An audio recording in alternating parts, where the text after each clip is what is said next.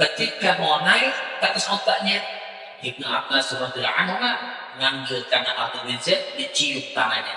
Kata Abdul bin Zaid, kenapa kau lakukan ini? Aku keluarga Nabi, aku bukan. Kata Ibnu Abbas, beginilah Rasulullah mengajarkan kami untuk menghormati ulama. Ya. Satu dengan lain saya merendah dengan membesarkan diri. Inilah akhlak-akhlak yang diajarkan oleh Sayyidina Muhammad sallallahu alaihi wasallam. Makanya ada satu pesan dari Nabi terangkum dari kitab Ihya Ulumuddin karya Imam Al-Ghazali, la tajlisu ila kulli alimin illa alim yad'u min khams ila khamsin.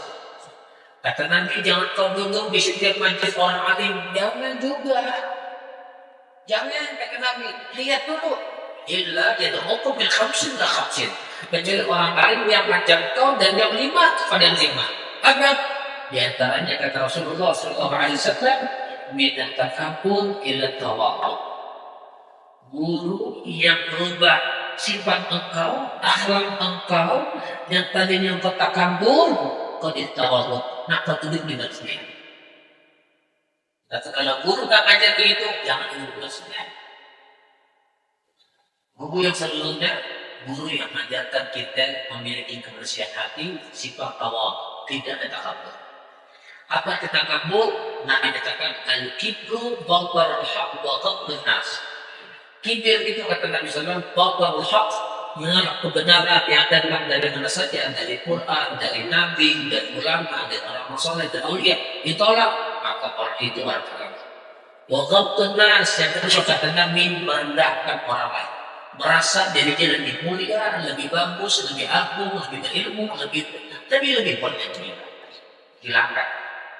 Hilangkan ini semua. Baru kita punya sterling. Buat orang tukang cincin ada minyak. Cincinnya ada minyak. Ada sterling kelihatan dari jauh, walaupun jauh kelihatan keberkahan. Tapi alhamdulillah kalau sudah sedikit aja rasa takabur di hati, Allah bakal rendahkan. Waman takabbara wada'ahu Allah, kata Nabi. Siapa yang membesarkan dirimu, Allah rendahkan dirimu. Na'udzubillah min dzalik. Kita lihat. Sebab kenapa seorang murid wajib menghormati gurunya? Sebab segala kebajikan dunia akhirat yang anak murid dapat itu sebabnya dari lantaran gurunya punya ajaran dan punya betul-betul ya. Keterangannya, aku sebenarnya bilang, kenapa kita harus pamit itu kita? Karena kebaikan dunia akhirat yang kita dapat itu semuanya berkah ajaran dan petunjuk guru. Sebab bayangkan betapa besarnya jasa mereka sampai disebutkan pahlawan tanpa tanda jasa. Masya Allah, benar. Bagaimana orang-orang yang alhamdulillah kemudian tidak sama mungkin, atau merasa sejajar dalam gurunya, atau lagi merasa lebih dari gurunya, ya Allah, alhamdulillah. Sebab makanya saya sering ingatkan, kalau kita belajar jangan cuma di satu wilayah. Belajar wilayah yang lain supaya kita punya cakrawala banyak, supaya kita bagaimana ya tidak orang-orang besar itu. Kalau kita cuma di sana, maaf segitu-gitunya kita. Ya, kalau kita nggak ke tempat lain kita nggak tahu. Kemarin Al-Balal saya sampaikan di pondok, kalau kita mau jadi jagoan, jangan di kampung sendiri, di kampung orang baru jago. Di kampung sendiri nggak ada saingannya. Ya, nggak ada saingan itu. Udah balik kan misalkan yang kendani, coba kata-kata yang lain. Nah, kembali masalah ini. Subhanallah. Itu kata bisa diperhatikan gitu. Jadikan dirimu itu hamba di depan gurumu, seolah-olah kau dibudak dia majikan. Maka segala kebaikan tidaklah ada hinggamnya. Loh, kebaikan yang sudah diberikan oleh gurunya tadi tidak ada batas lainnya. Begitulah seorang murid ikut kepada gurunya. Kalau kita belajar nahwu dan kita terbiah adanya bab na'at itu na'at mengikut kamalan manutnya dalam harfahnya, dalam nasoknya, dalam khafatnya, dalam arifahnya, dalam akhirannya. Artinya si murid mengikuti jalan gurunya, jangan keluar dari jalan gurunya selama jalannya dari jalan yang benar, ahlus sunnah wal jamaah. Jangan keluar dari itu.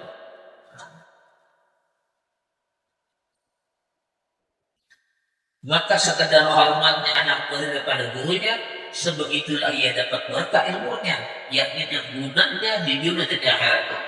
Sebesar itu penghormatan dia kepada guru, sebesar itu Allah kasih keberkahan dia baik sampai negeri akhirat. Maksudnya sekecil itu penghormatan dia kepada gurunya, maka Allah kecilkan juga dia. Waliyadzubillah minta, na'udzubillah minta. Ingat, murid jadi besar karena gurunya. Murid dikenal karena gurunya. Adapun orang yang tidak hormat kepada gurunya, na'udzubillah, maka tidaklah dapat berkah ilmunya.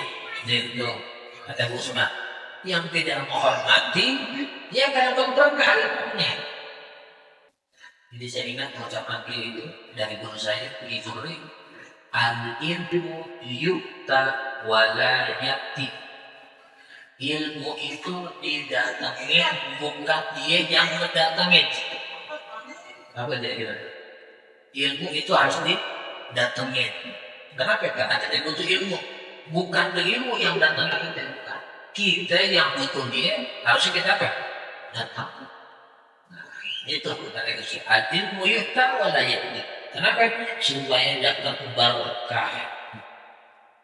Supaya dapat berkah.